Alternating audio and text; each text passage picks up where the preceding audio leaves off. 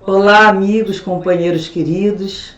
É um grande prazer podermos estar juntos nesse canal de estudo, de reflexões, rogando sempre a Deus, a Jesus e a espiritualidade amiga a proteção necessária, esse momento de paz, de envolvimento com essas vibrações que nos chegam e a compreensão destas lições a favor do nosso progresso.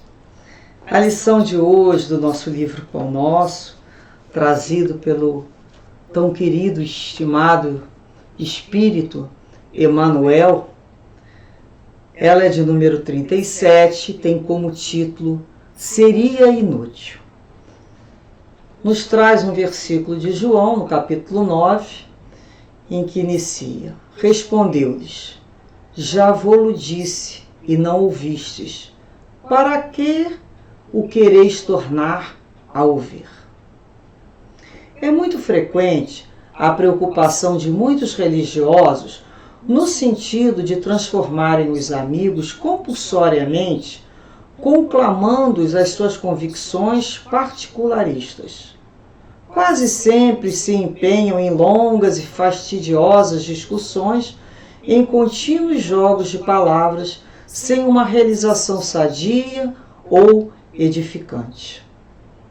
O coração sincero, renovado na fé, entretanto, jamais procede assim. É indispensável diluir o prurido de superioridade que infesta o sentimento de grande parte dos aprendizes, tão logo se deixam conduzir a novos portos de conhecimento nas revelações gradativas da sabedoria divina, porque os discutidores de mais inclinações se incumbem de interceptar-lhes a marcha. A resposta do cego de nascença aos judeus argutos e inquiridores é padrão ativo para os discípulos sinceros.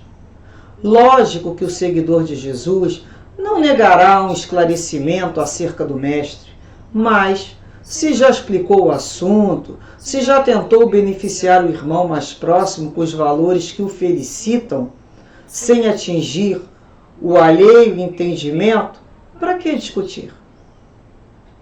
Se um homem ouviu a verdade e não a compreendeu, fornece evidentes sinais de paralisia espiritual.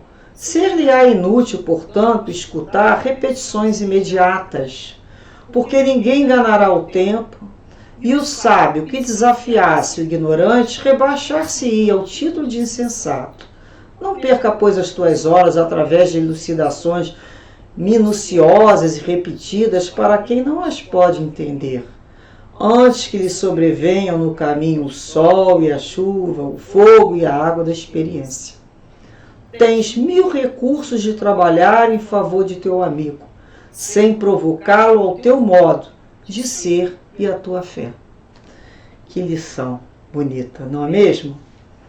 Uma lição assim que nos fala a todos nós que já nos felicitamos com a mensagem de Jesus, com a Boa Nova, com esse remédio, né, que é o Evangelho, que é um bálsamo para as nossas dores.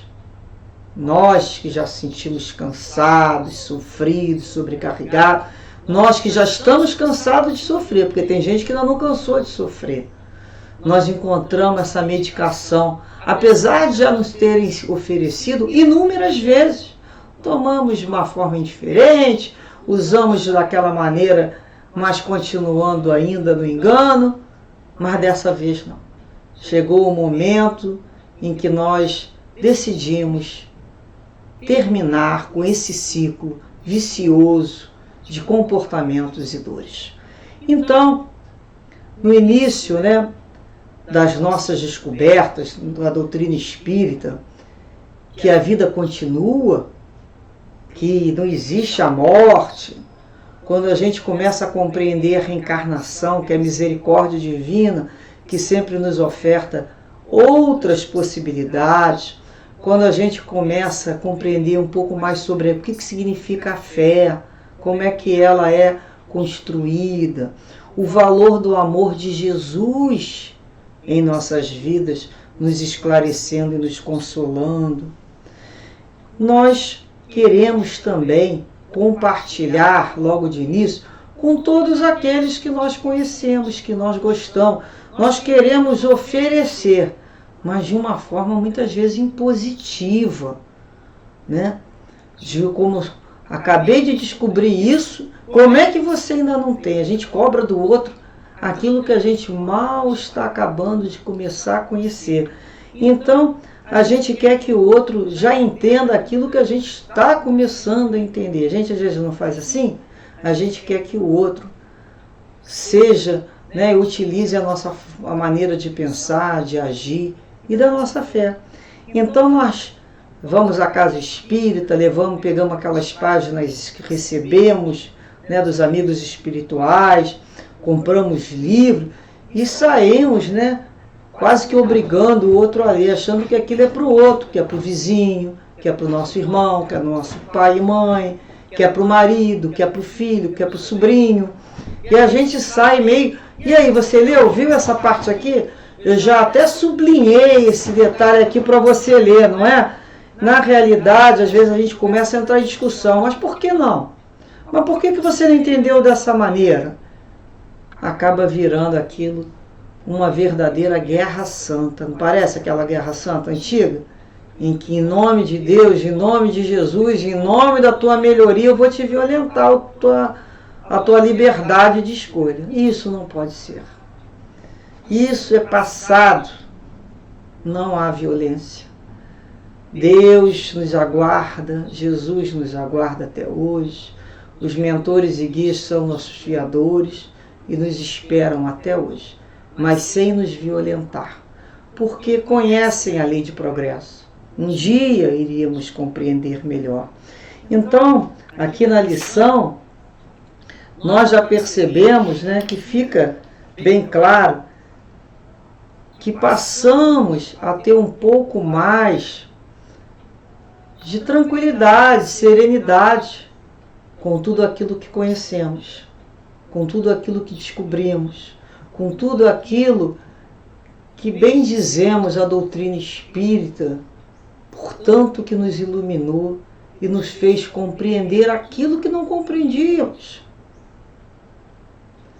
E com um pouco mais dessa compreensão, nós paramos para imaginar quanto tempo nós devemos ter levado para chegar nesse momento agora. Quantas reencarnações foram necessárias? Vocês têm ideia? Também não, esse é assunto de guia, né? É bem assunto de guia espiritual, ele que a gente quando está desdobrado. Mas devem ter sido muitas. Muitas reencarnações para que hoje a gente já tivesse um pouquinho dessa luz, desse entendimento. E aí a gente começa a perceber que isso não ia ocorrer como uma forma matemática, clara, como se pudesse ali provar o outro, 9 fora, prova ao contrário. Não é assim. Isso não ocorre dessa maneira. Então, quando ele nos diz aqui, né, que essa passagem, na realidade, quando diz, já disse, não ouviste, para que o quereis tornar a ouvir, foi o cego lá de nascença, falando lá para os fariseus, doutores da lei. Ele já tinha explicado nessa passagem. Eles queriam que ele ficasse lá contando várias vezes. Então é lógico que nós explicamos. A pessoa pergunta, nós vamos responder com toda a nossa boa vontade, na medida do nosso entendimento, as perguntas. Mas no momento que essas perguntas sejam sensatas. Então a gente não vai ficar ali como um espetáculo para curiosidades alheias ou ironias. A gente sabe que vibração tem aquela pergunta. Que tipo de comentário é aquele? A gente não é obrigado a responder a todos. A gente tem esse discernimento. Quando colocam lá um comentário, quando fazem uma pergunta, respondemos com toda a boa vontade. Mas quando percebemos que é uma pergunta para evidenciar um problema, criar uma confusão, criar divisão, não temos tempo para isso. Não é assim? Então, e outras vezes o outro não está só por criar problema nem dissensão. Às vezes o outro não entende mesmo. Quantas coisas o outro pode me explicar 1000 vezes que eu não vou entender? Quantos assuntos? Eu não entendo mesmo ainda. A gente vai conseguir ali, né, ter um momento da maturação.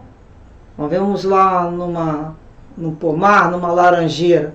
Todas as laranjas amadurecem ao mesmo tempo? Não. Cada uma no seu tempo. Então a gente vai tentando, e um momento a gente fala assim, pá, eureka, né? Houve um insight, mas não foi de uma hora para outra. Aquele insight é decorrente de todas as tentativas anteriores de tentar fazer a compreensão daquela lição. Por isso não podemos desanimar. Se nós temos boa vontade de perceber quando não compreendemos, depois a gente dá um tempo rever. Não conseguiu entender aquela passagem? Vamos dar um tempo. Vamos esperar um pouquinho. Passa-se lá um tempo, depois a gente relê aquilo, já vai reler com outros olhos de ver, não é mesmo? Então, a gente vai lembrar que nada se colhe antes da época. E muitos ainda precisam sofrer mais. A gente falou que a gente aqui está cansado de sofrer, mas outros vão querer sofrer mais para amolecer o coração e buscar por si mesmo o socorro, o consolo, o entendimento das suas dores. Vai bater cabeça num lugar, vai bater cabeça no outro, vai bater, até que vai encontrar Jesus, que sempre esteve ali, perto dele. Ele é que nunca via. Não é assim com a gente? Quanto tempo Jesus aguarda por nós? A gente é que saiu desse caminho o tempo todo, porque não queríamos assumir a responsabilidade de nos modificarmos. Buscávamos mágica, buscávamos lá o milagre, mas sem nos incomodarmos. Então é inútil ficarmos repetindo para aquele que ainda não tem condições de ouvir, que não quer ouvir. Então nós temos que respeitar o tempo do outro. É importante que digamos o necessário, sim. Vamos repetir quantas vezes forem necessário para o aluno de boa vontade. É muito importante que a gente diga o necessário, mas também é imprescindível que a gente não perca tempo. Porque existem situações que não é o momento ainda. E Deus nunca nos violentou, nem Jesus, nem os nossos guias espirituais. E não seremos nós que iremos violentar o outro.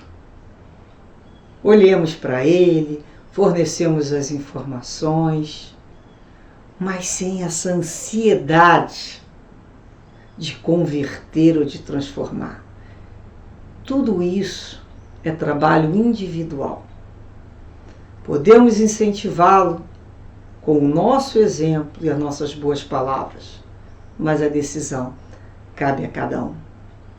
Dessa maneira, então, companheiros, que Jesus repita sempre aos nossos ouvidos e corações o seu convite de segui-lo e confiar em suas promessas. Muita paz a todos. Um dia muito pleno. Graças a Deus.